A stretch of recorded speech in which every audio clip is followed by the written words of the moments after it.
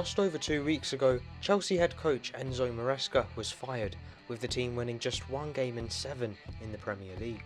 The decision has been seen by some fans as yet another mistake by the club's ownership group, BlueCo, and today, ahead of their league game against Brentford, a protest has been planned against the owners here at Stamford Bridge.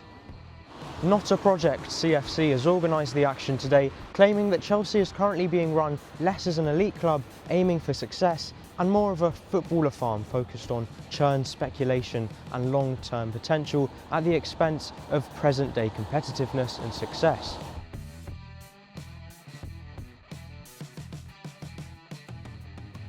New Chelsea manager Liam Rossignol is the 5th under the current ownership group, which is largely led by a man named Eghbali. Now he's the person that the majority of Chelsea fans are blaming for the club's current woes, which include buying younger players to develop and sell on for a profit, rather than bringing in more experienced names and going for those big pieces of silverware. The owners of Chelsea also own another team, RC Strasbourg, over in France, in what is known as a multi-club partnership. Strasbourg is where the new Chelsea manager has come from, and 1 or 2 players have been traded between the 2 clubs as well. And this has sparked Strasbourg fans to feel that they're just being used as a feeder club to Chelsea rather than this being an equal partnership.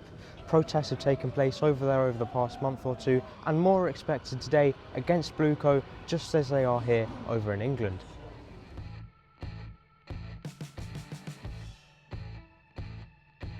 The protest here in London, though, is controversial, as some Chelsea fans have pointed to the fact that the owners have spent over £1 billion since taking over in 2022. On top of this, Chelsea are the champions of the world, winning the Club World Cup and the Conference League last season, showing that silverware has arrived here in SW6, even if it's not the Premier League or Champions League.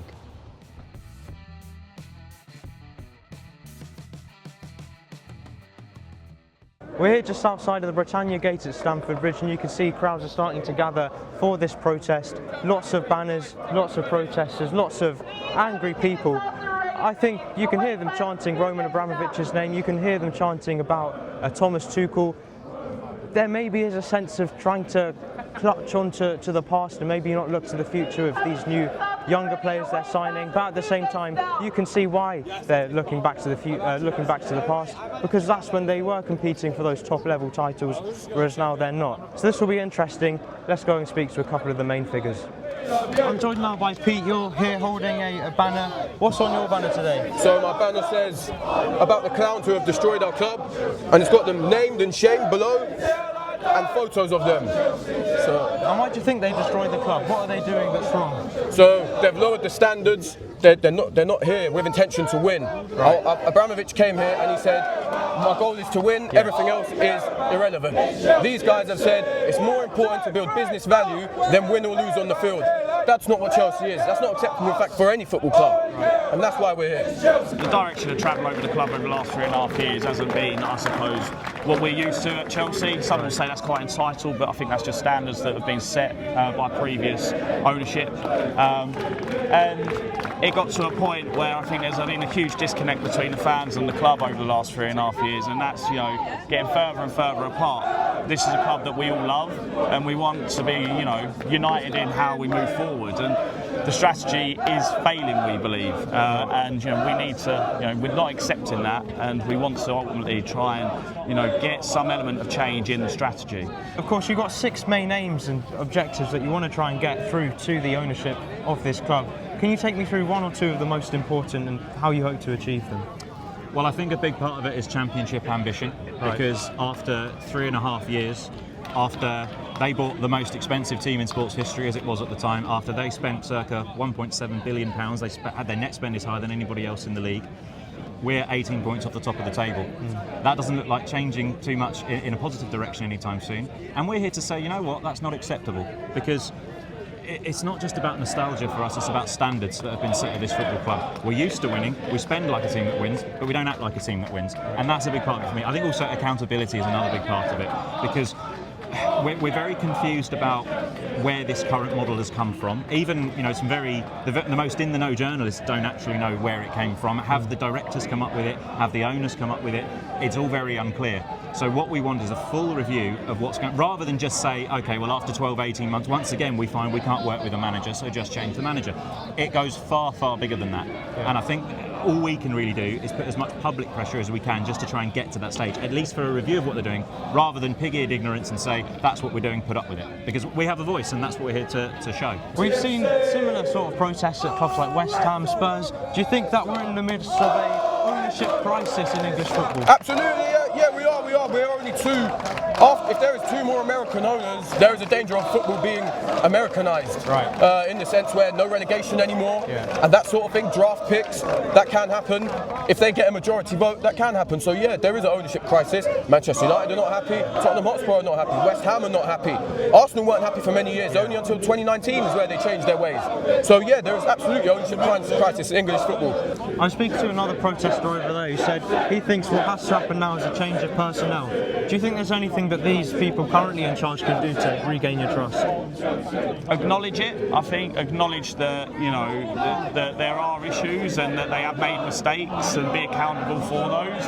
I personally think Winstanley, Stewart and Shields aren't qualified enough to be leading the sporting projects at Chelsea, and we'll see what happens in the future, but they've just been given 6-year contracts, for implementing a failing strategy. So God knows what's going to happen, right? I don't have much faith, but I definitely think there needs to be something. I think they've gone too far. This is the 4th year now. This has come. In May it will be 4 years since they took over, and we haven't gone forward one step. So no, I think they've had enough chances, they've had enough leeway. I think it's time to go, sell up and go. Pass our club to someone who cares about the club, someone who wants to win on the pitch, and we'll be happy. The strategy that you speak of, what sort of things does that involve? Is that the constant sacking of managers, the high spending to try and make a profit? What is that strategy? I think it's, the strategy, when we can only really go on what we see in front of us, but the strategy, it appears, is only to sign players of 26 years old or younger, because since January 2023, when ClearLake took over the running from Todd Boehly, that's all that they've done. We also read about a self-imposed salary cap. I mean, obviously we don't have explicit evidence of that, but the fact of the matter is we've only gone and signed prospects for the last 3 years, really. And at some point you have to look at the people at the top of the club don't know how to win a league title. The directors don't know how to win a league title. The players don't know how to win a league title. The manager doesn't know how to win a league title. So how are you going to win a league title with all those things in place? That's really what it is. And the strategy, I think there's a reason why no successful club has done this before, because nobody's thought it's a reasonable method towards success. What I like to see is Manchester City going, we're not where we want to be in the league. Who are the best players available in the Premier League right now? Semenyo, Guehi. Let's go sign them. It's not rocket science, is it? Some would say you've won the Club World Cup, they've spent $1 billion. What's your response to that? Are they spending it in the wrong places? Yeah, they're only spending it with intention to turn over a profit. Right. We haven't improved our squad. When you look at the incomings and the departures, the squad hasn't improved over the last couple of years. It's just been spent to turn over a profit, like Madueke, like Nicholas Jackson. Like, it's just to turn over a profit.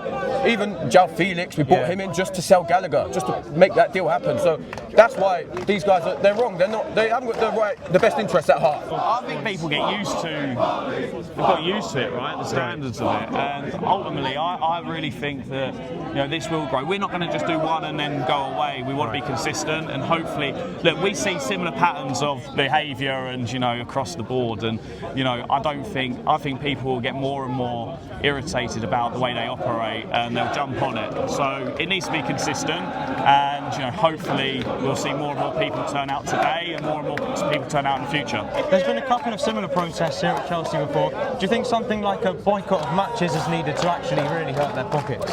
Unfortunately, no. It won't work because there's a few reasons. Our stadium's not big enough. We don't generate that much match day income. Right. That's one thing. Number two is that, because of the status that the club is now, tourists and visitors will come to the stadium instead of the fans. So if we don't buy tickets, someone else will buy them. Right. Yeah, I don't know if you go, but it's a pain to get tickets because there's so many members and season ticket holders already. So it's very difficult as it is. If we don't go, I don't think it would affect them at all, unfortunately.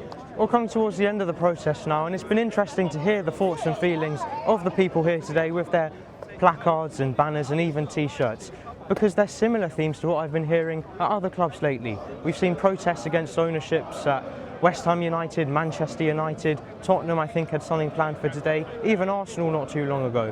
Whether that's rising ticket prices, poor decisions being made by the board, or players being signed that really should be nowhere near an elite level club like Chelsea here at Stamford Bridge.